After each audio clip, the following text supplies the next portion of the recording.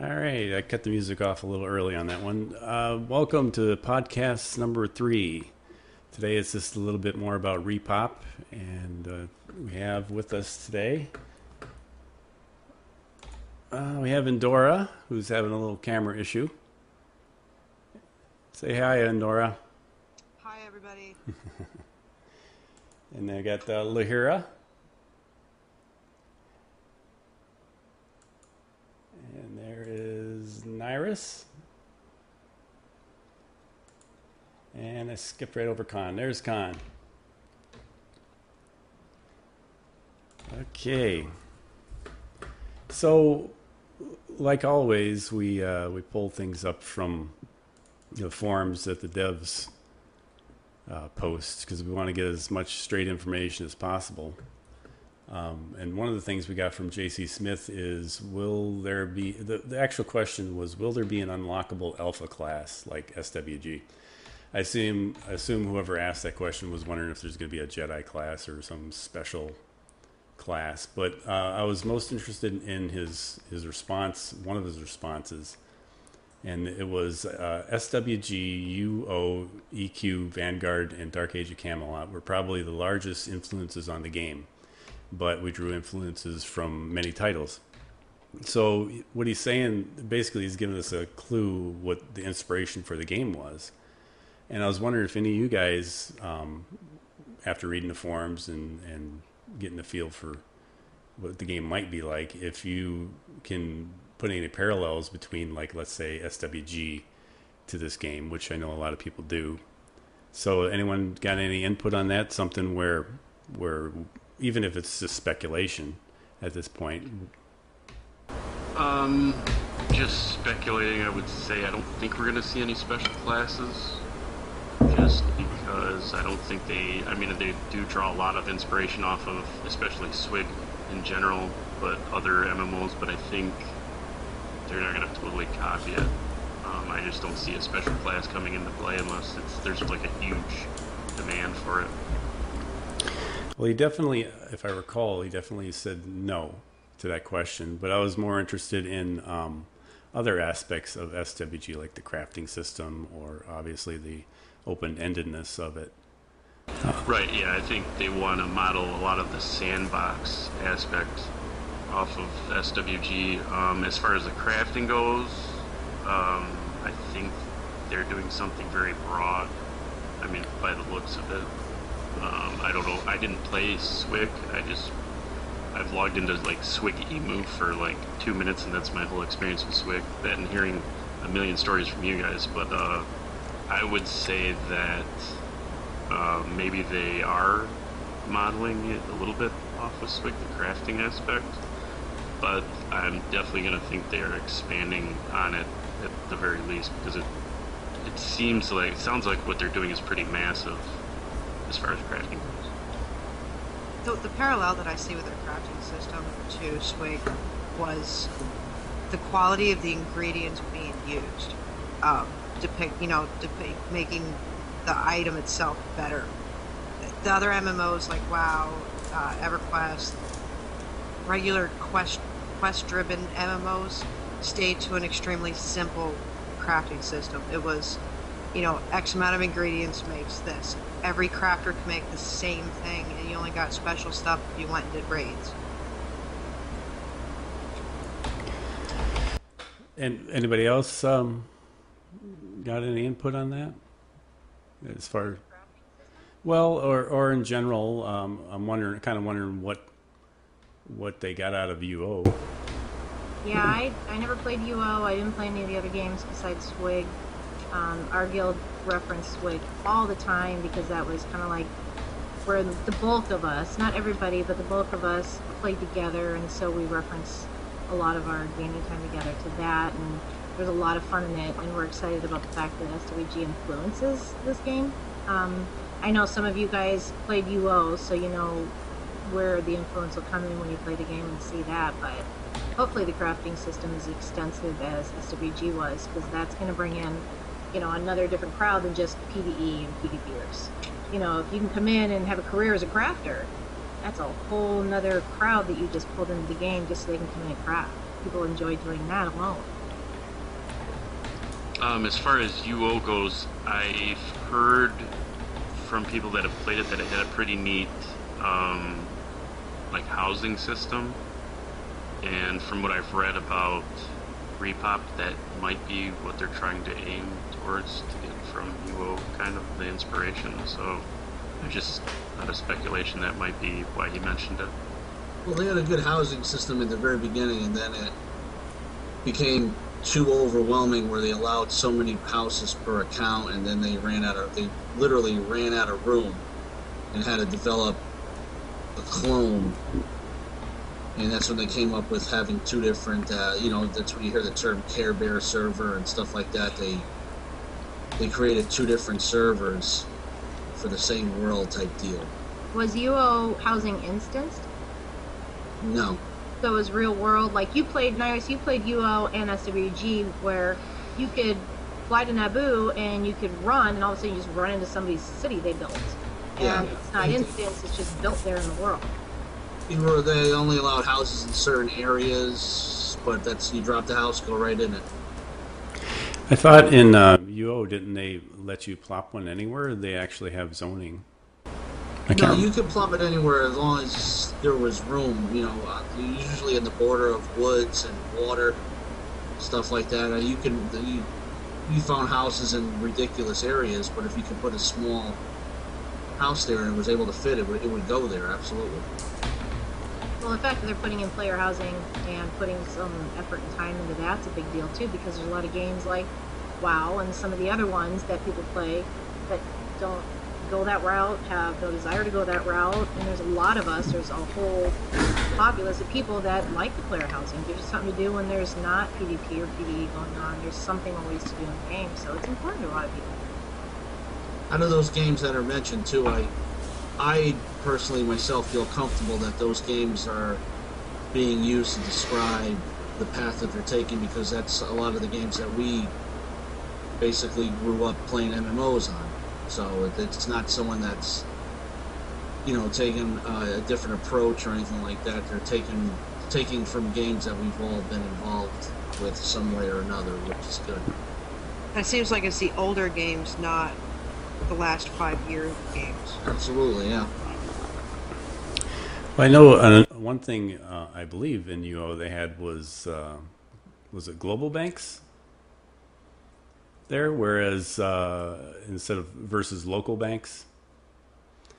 Do you remember? Yeah, one universal system. Yeah. And that's, I don't remember it being termed that back then. No, I don't think. I think that was they probably no concept of localized banks back then. It was all one big bank. But that leads me into the second comment I found and on the forums, and this was also by J.C. Smith, one of the owners / developers. A lot of comments on this particular one, and the subject was global versus local banks. But eventually he got around to saying global banks are touchy subjects, but I tend to think you have to have them. And then he goes on with other comments about it. But basically he's saying that they're leaning towards global banks versus a localized bank. And people who PvP and people who PvE have different opinions on that. And I was wondering what you guys thought about that.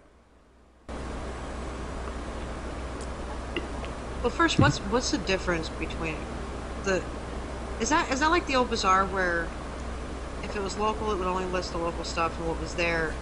So, like, if it was a bank, I can put something in town A, but I can't pick it up in town B because it's not local. Yeah, so You're comparing, though, auction house and bank at the same time there. Auction house, remember where you could pick the planet and just show locally what was for sale as opposed to what was globally?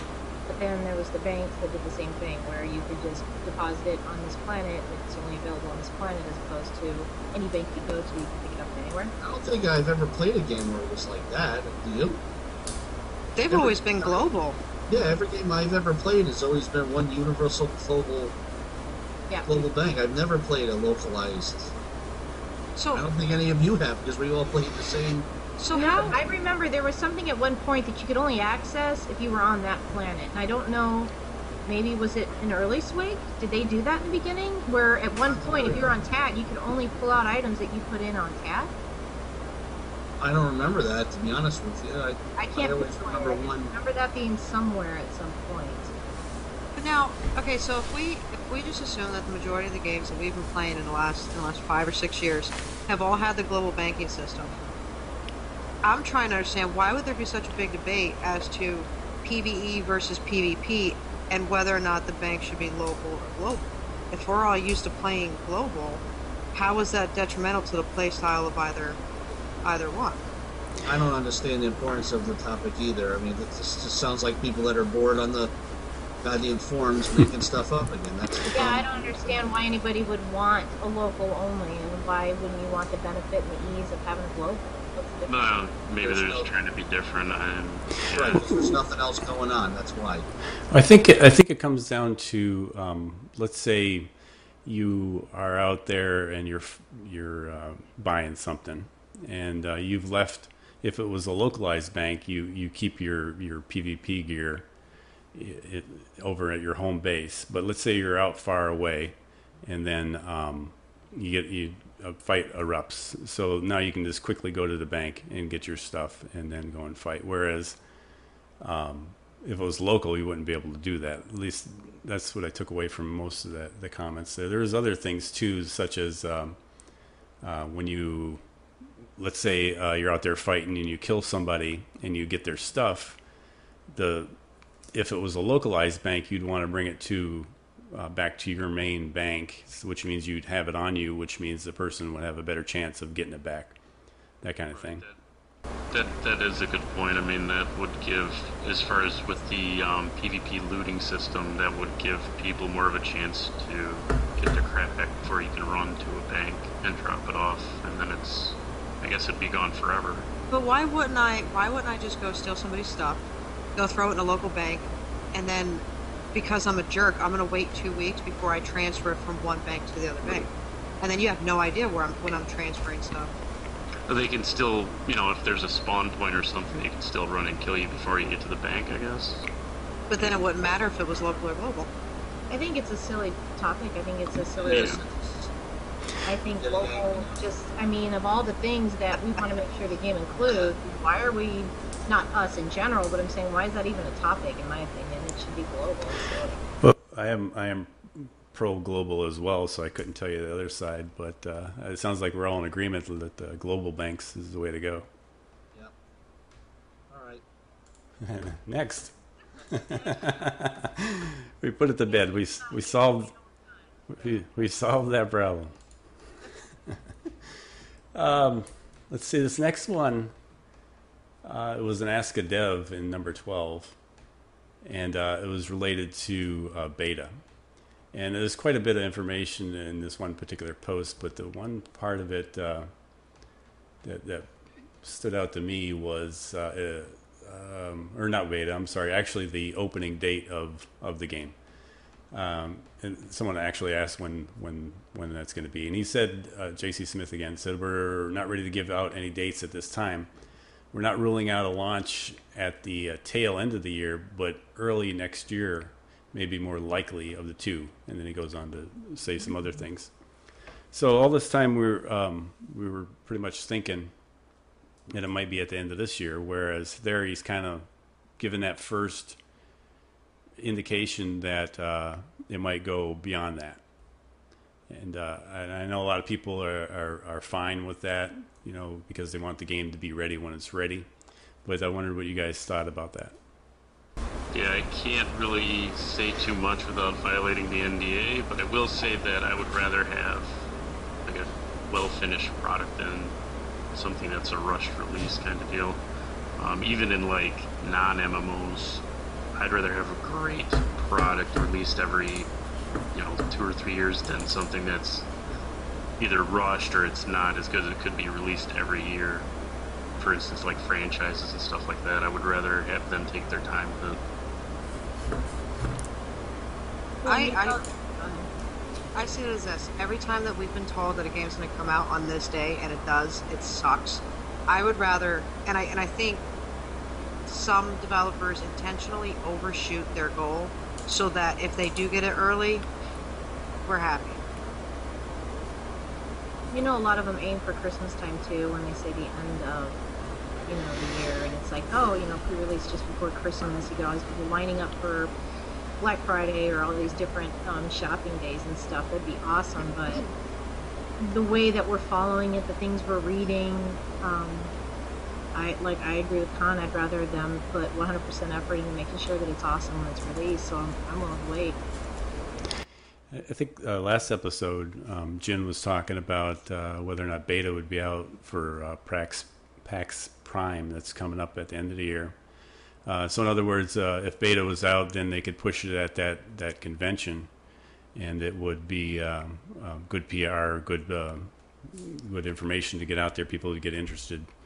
So let's say hypothetically that it won't be till next year sometime. Then do you think they'll wait till a big convention or a big holiday, or do you think is it simply just it's gonna be ready when it's ready? I think it'll be ready when it's ready. Nobody buys MMOs for holidays. Right. That's the thing. It's like, when do you release it on? Release it when you feel it's ready. I believe. I mean, right. Whenever they release it, nothing's ever a good product when it comes out. There's always problems. They go back to Swoder. Swoder released. They did their pre-order at the end of July, and I didn't even get into beta until August, and that game came out in December. So I don't feel we're going to run into that. So if it's going to be January, February, that's fine with me. That's exactly the point, and it's like, well, do you think they'll wait till a major holiday or something? What if it's going to be towards the beginning of the year? But they release it for Valentine's Day or something? No, I don't think because there's a lot of stuff that's going to be coming out next year. So if they get to jump early, especially in the winter when everybody's indoors, we'll do it then.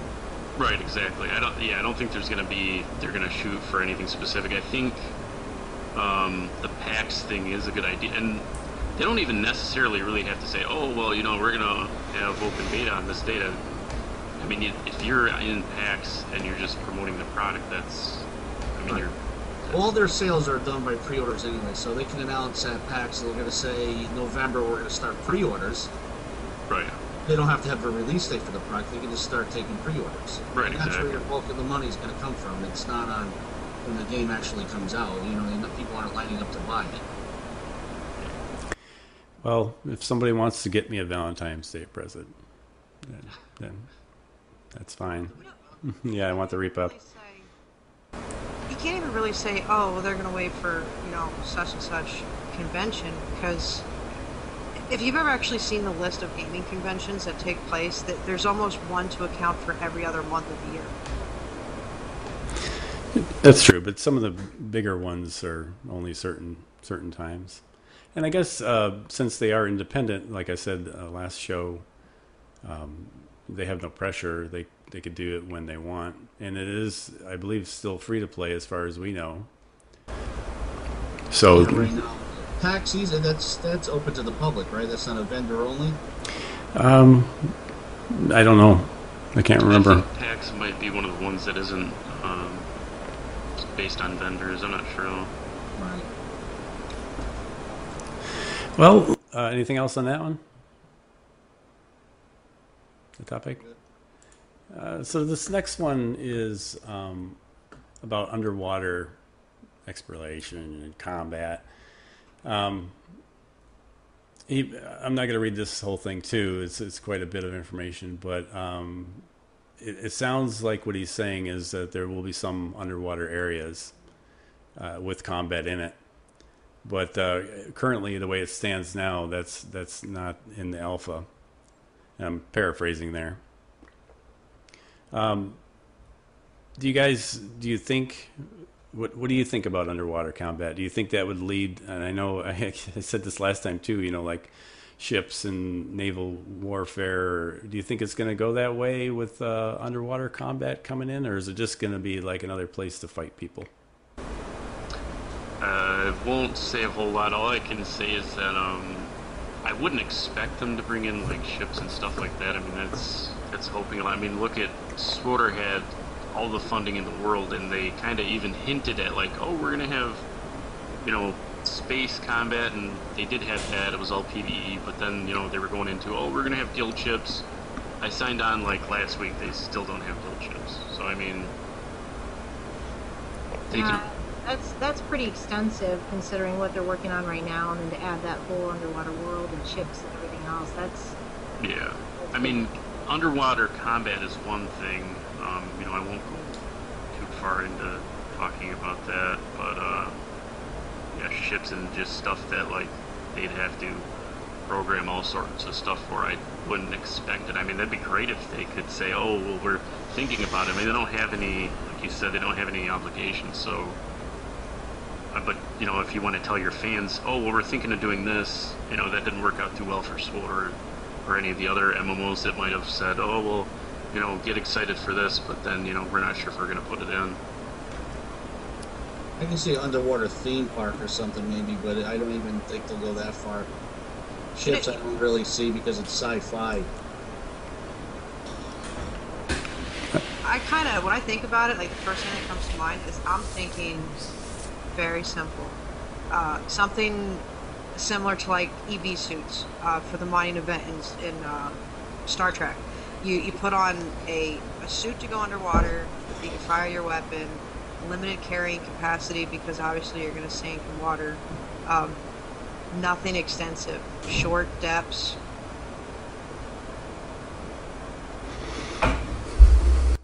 Well, I guess it's just an underwater environment. It sounds like it's not in right now, according to him, or at least just a bit, some parts of it. Right now, what I'm gonna do is gonna cut over to the halftime show, and so that's gonna be about 8 minutes. So if you guys want to get a drink or whatever. Remember, your mics will still be hot here. And then when we come back, it'll be we'll talk about some clan-related stuff, the icon that was created for us, and whatever else you want to talk about. So let's switch over to the halftime show. All right, welcome to the halftime show. This is the new filter we all got. It's the Lahira filter. And this shows you this blackness and a voice in the darkness. Okay, is this any better? I just figured just to kind of fit in, I'm gonna try this darkness stuff on the halftime show. This halftime is an outtake of a halftime show that never really came about. So it was a halftime thing I was thinking about doing called Driving with Wolf, but it didn't. It never came about, and it probably won't. But the outtakes I thought was pretty funny. So let's take a look at that. Just keep in mind that sometimes I get grumpy in the morning.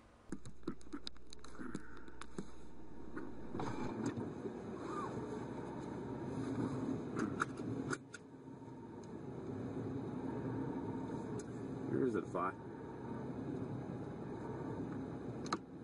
I was thinking, instead of...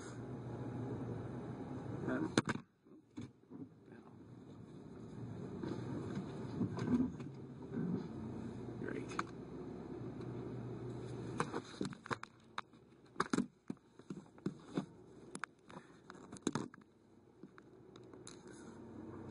Stellar idea so far. Throw off the damn driveway. The driveway is very tight. Especially when you got people parking right in your freaking way every time.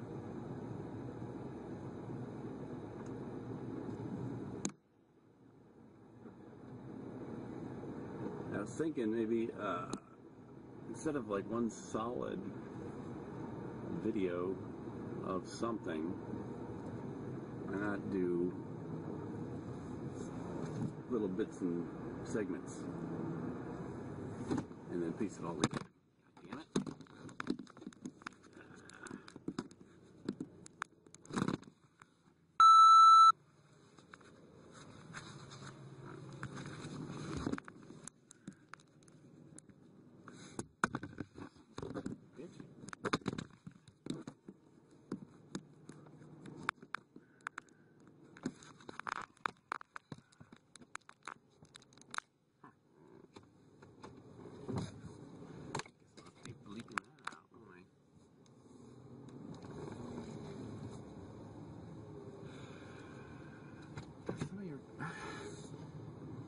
Where's the goddamn gate opener?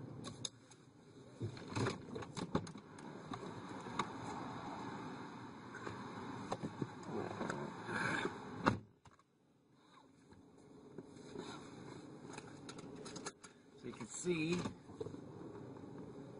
potential comedic value of this is because I'm tired in the morning. I'm pissed. It's generally not at all like you probably know me. I'm just leaving the gate open, damn it. I'm not closing it. Why would they take the gate opener out of the damn car? Jesus Christ. Road rage. Make people ride your ass and then try to passion ride. Like I can go a lot faster through that stoplight. I hate driving to work. I hate going to work. It would be better if it was work at 10, or maybe noon. I guess I shouldn't say I hate work. I hate getting up early. Yeah. I'm all ready to go. That stupid car that was trying to pass me on the left.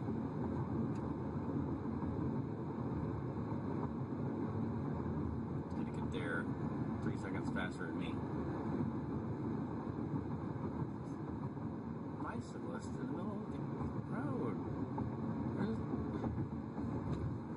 You got 10,000 freaking cars coming there. Moron, that helmet ain't gonna help ya. Jesus Christ. It'll be good in this segment. I think, backing onto my driveway, hopefully it's not always gonna be as bad as now. Sure, why don't you just turn right in front of me? Anger is going to be difficult. Or it'll be consistent, I suspect. Oh, good. Ride my ass. Good idea. It's just no coffee. That's what I'm tired in the morning. Be a cheerful person after I get coffee.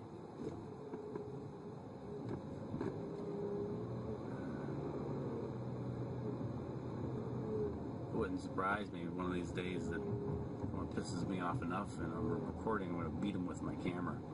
That'll make good TV.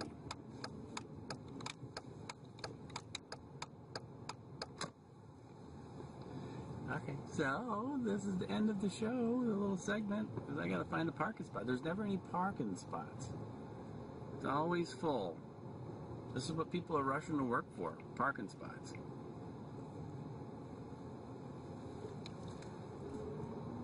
So I end up having to park out in the middle of freaking nowhere. And there's 10,000 other people riding around looking for parking spots out in the middle of nowhere. Why don't you slow down? You have the... Stand by. We're having technical difficulties.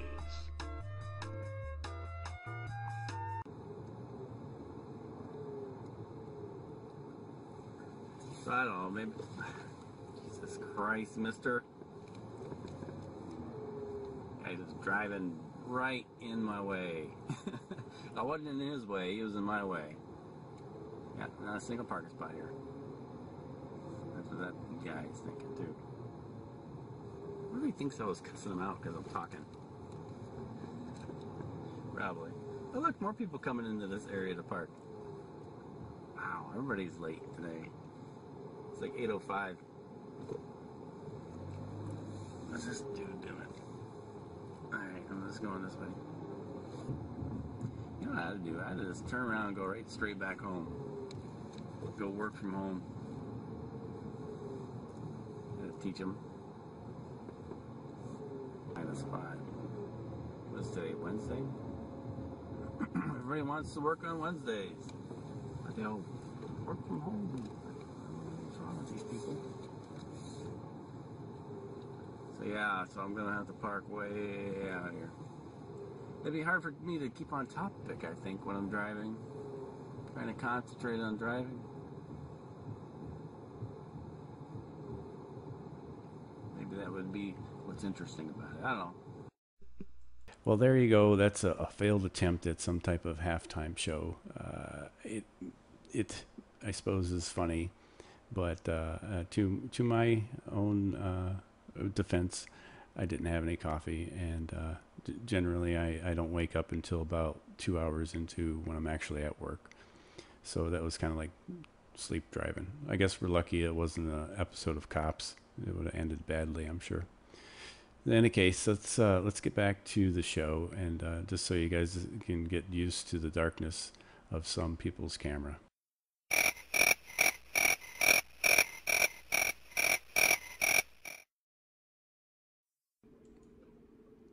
Okay, we're back. I got to apologize if that going over Twitch look a little choppy on my end. Hopefully it wasn't choppy for you guys, but for the YouTube, I'll edit it in better and make it a little smoother. So, did you guys enjoy your break? Yes, sir. Lectic made a icon for us, and a lot of us got it. I think everyone's got it now. Yep. And I got a picture. But Nyrus is a big negative. Poopy pants. So, Well, Fist too, but Fist is negative for just about everything. yeah, Fist stays at a negative energy all the time, so he doesn't count. But It's not that I don't like it. It's very green to me, and it looks purple. almost. It's almost too uniform, because when I go through the forums, a lot of times I look for certain signatures of people, and these look too much the fucking same to me. But I think that was kind of what the general idea was, is a very uniform thing with different titles. It was the best thing that we had gotten from the members that were trying to come up with different ideas so far. Right, and I have no problem with that, because one of our members made it. That's fine. That's okay. I'm just saying it's a little too uniform. It's a little too green for my taste. We just have some that have no SIGs, some that have old SIGs, and so it was such a, I don't know what's better, too uniformed or too scattered with no SIGs or really bizarre SIGs or... You know what, I think we should go with it for now, and then when beta comes, we'll keep this for alpha. When beta comes, maybe we'll do something else together. And then when the game launches, we'll have something totally different. Is this our alpha signature? Yeah, why not? Because we got some people in alpha. See, I don't know. I don't want to say anything because I myself could never do too creative graphic design or anything, but I mean, nobody really. A lot of people who did the graphic stuff were making like purple SIGs, and it's just too much to ask. They were turning out like crap. Well, that's the thing. A lot of people were trying and were getting a lot of different things, and it was really nice that everybody was trying to, come up with stuff. But we finally got one that just seemed to kind of fit good for the time, and we went with that for now. And it's nice. I mean, Lectic put a lot of time into making sure everybody had one. Every time I'd give him a list of names and here's their ranks or whatever, or look up their ranks, he did and got the names out. So it was nice that he actually did that. Right, and it's not that they would and never did it. So. It's not like the greatest SIG ever made, but it's better than what we have, and I think Lectic did a good job. I like how the horns and whatever else that thing is on the bottom comes out. I always like the 3D kind of signatures, but yeah, I think purple would be fine. I don't know how that one would look in purple though. Right. Well, I mean, they did purple and it was okay, but I think a lot of them they couldn't decide like, oh, well, this is too dark of a purple. Oh, this purple looks like crap. Can you put this in? Can you do this? And it was just too much. They're not all uniforms either. If you notice, Distaste had a little flare to his. I didn't know we could add stuff. We didn't know you could either. Yeah. Really not, it's not like I made a SIG on here with everybody and everybody bitched about it. Hey, listen, we should get together later and talk about it. Yeah, that's awesome. Oh my god. So, what else? Anything new from last week in the clan? signatures? A couple new members. Couple more? Yep. Well, we'll read the names off. That last podcast, Nope. 2 new members. Dormouse came in. He was with us before, but I finally talked him into getting signed up on the forums. He had to upgrade his account. He was having some problems logging in or something like that, but I think he got it squared away. No other guild things that we can think of? What's that? No, Nope. I was just gonna say, I got to level 86 with Candy Crush. Candy Crush. Is that a Facebook game? Oh my god. Well, no, it's not. It's a different game, but if you have to go on Facebook in order to progress, from what I understand. Off topic. All right. Well, the last thing, like I said at the top of the show, we always try and stick with things that devs say. But what I'm about to talk about now is pure speculation. It has no basis in reality. It is, though, a hot topic, especially amongst us. And I suspect a lot of other people. And that's the whole thing about loot. What I have up here is a post that Hardware made back in May 07. And he talks about his different suggestions for the type of loot. And some of the things he suggests is a full pack loot and keep whatever is equipped. And then he has some other points. But I guess that's the center point of most arguments is full loot would, in this case, would be everything in your pack or your bag or whatever you want to call it, but you would keep your armor. So if I'm harvesting wood and I have all my wood in my pack, and if I got killed, they'd be able to loot all the wood, but I still have my axe. And the same for PvP. If I have all my good armor on, good sword, and I got other people's loot, someone kills me, they can get that loot, but they can't get my armor. And I think the other side of the coin that they were talking about on the forums was what was the word? Not full, but complete or all or everything. So basically, if you die, you lose everything, including your armor. And a lot of people, including myself, would not like that too much. I think also in the last podcast we touched upon that a little bit because much like as I said last time, in Darkfall, when that was the system there is when you died, everything was lootable, and it made it very difficult to battle that way. And as I said then, I'd be running around in my underwear and I wouldn't use my good armor. So, and I know we talked about that last time, most of us here, but I wanted to bring it up again because it is a big hot topic, especially internally in our clan. So what do you guys think about the whole different types of loot? Well, I think that it's very important that you keep your axe and not let people loot your sack. Because those are things that you want to... Sorry. This is a problem with live TV, live broadcasting. Yeah. Yes, they are. With immature people. Exactly. So, other than that, I don't have a lot of experience in the looting system beyond like Luigi or loot your sacks. So, Ultima Online was just like whatever you were killed with, you were able to lose it all. So that was like the first.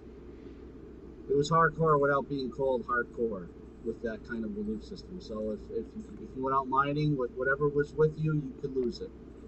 A lot of times they would let you keep your axe, but they would take all your ingots if that's what you were mining, or wood or whatever you were doing. Whatever you had on you was fair game. So when you went mining, you didn't wear anything except for, in all honesty, you wore your underwear. You didn't need armor when you were mining if you were going to go by yourself. You you mined and ran back to town as quick as possible, dropped what you had off and went back.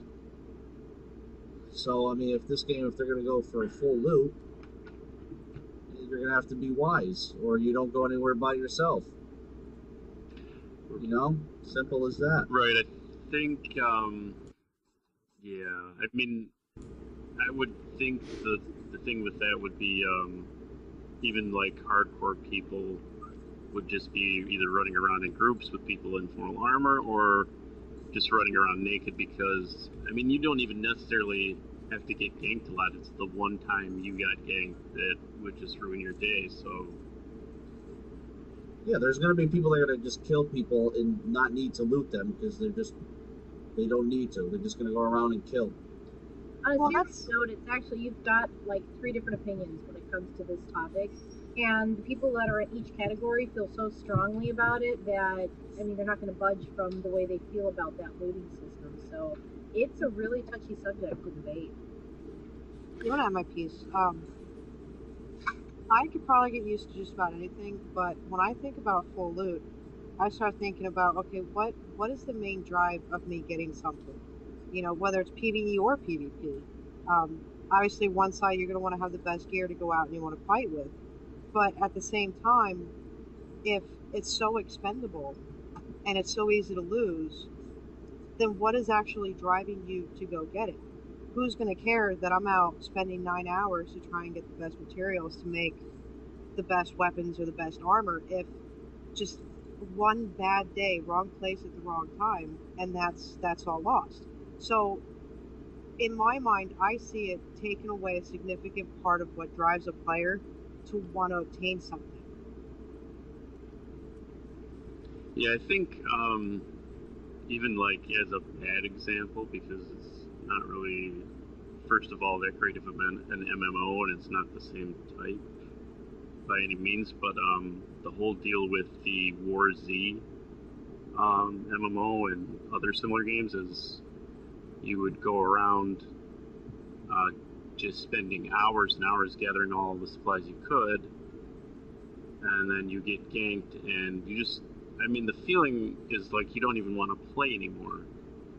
And it's not that, oh, well, you know, I have a huge guild, probably just roll these guys. It's that you shouldn't have to even, I don't know, worry about it, I guess. I think it's just, I don't even know if I would favor partial loot, and maybe I sound like a Care Bear, but I mean, it's either going to turn into, oh, well, I got ganked, you know, now let me go get my guild and we'll roll over these guys about 500 times, and then there's nobody to play with, or, you know, I don't know, the other side of the coin, I guess.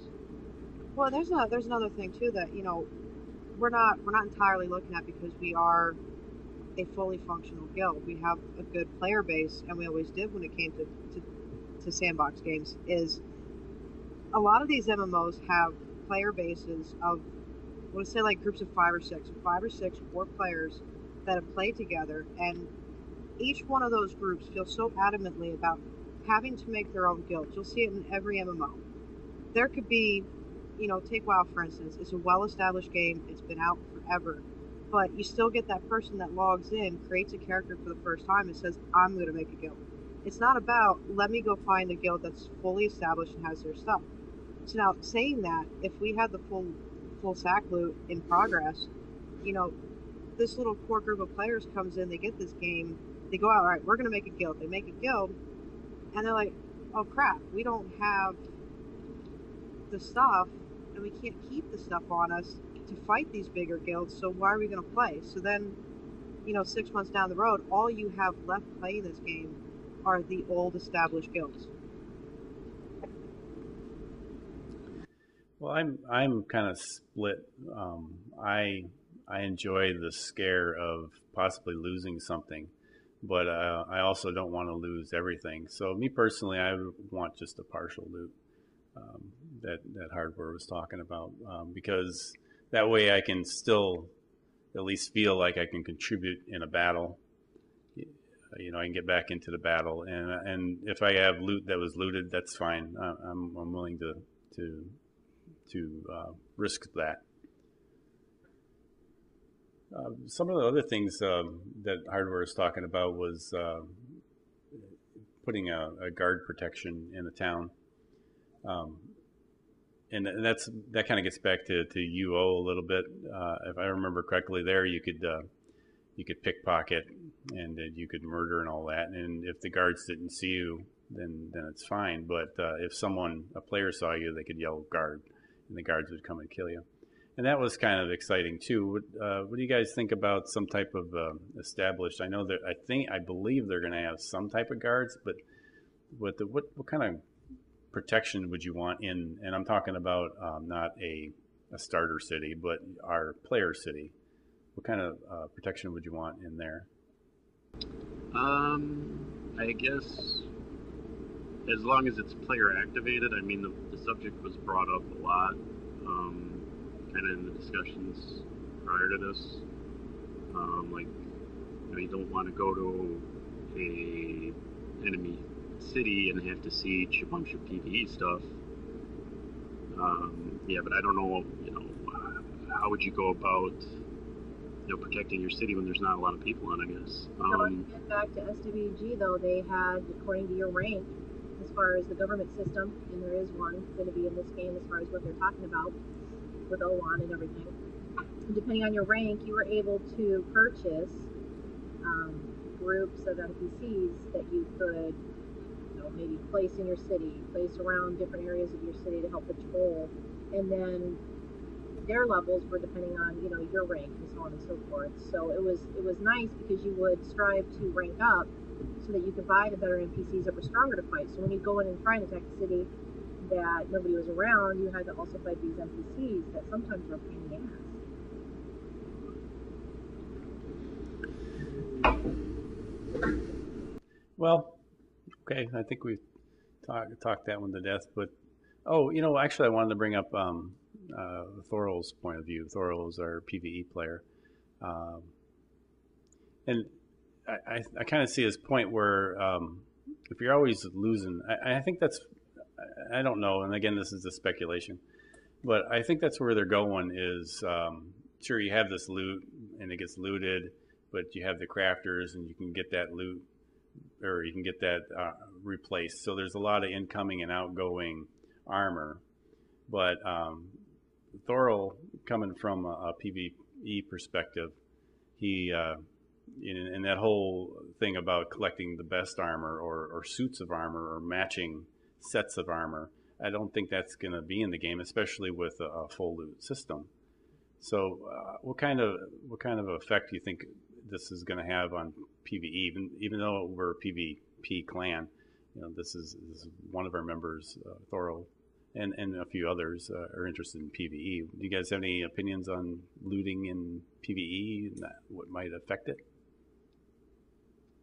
You mean as far as like PvP loot, being able to loot other players? Sure. Well, let's say, in the traditional, like Star Wars, the Old Republic, you had your two sets of armor, right? And you had your PvP, PvP.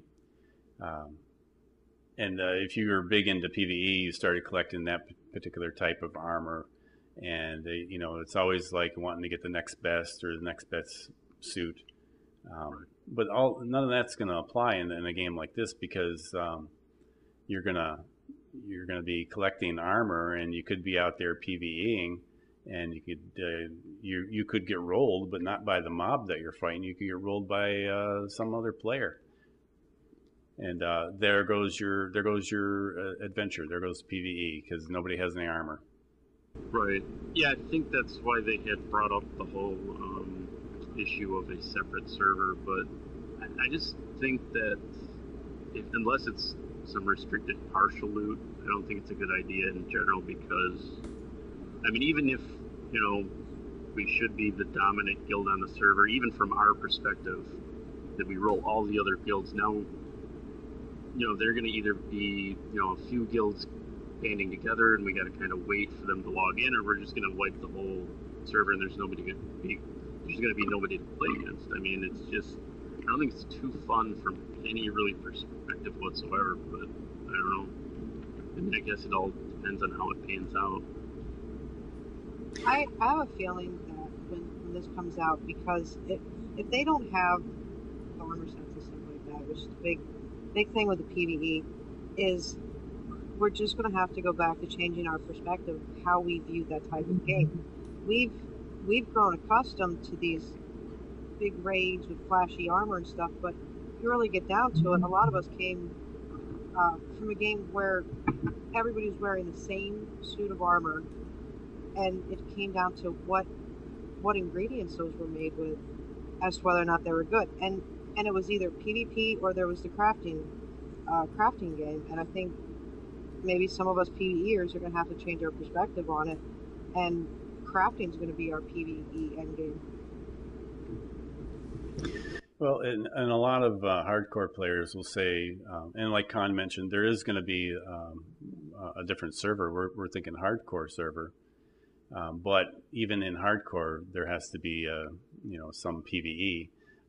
Like in Darkfall, when we played that, there was hardly any PVE, and it was kind of boring in between fights when you're not battling other players and nothing to do. Well, that's how Swig was. I mean, you could go farm Night Sisters. I mean, that was alright, but with the whole intent of farming Night Sisters was for materials, or the armband that they eventually took out. But yeah, there really wasn't much PvE. Farm to level up, and that was it. Well, that's it. Well, that's all I got. You guys got anything else? Nope. Nothing?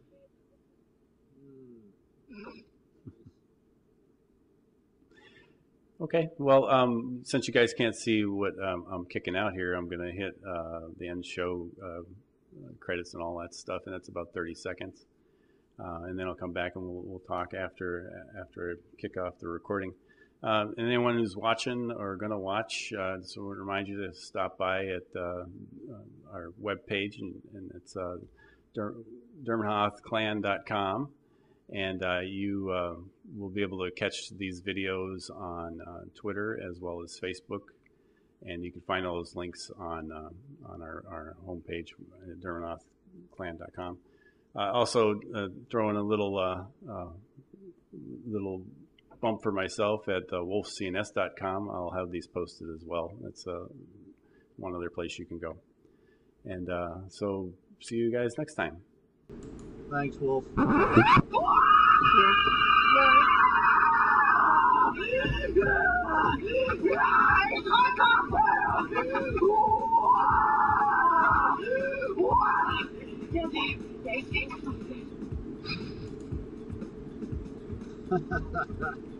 For listening. Go fuck yourself. We're still recording, by the way. That's a good send off. I kind of like the casual talk at the end. You're probably right. Let's see.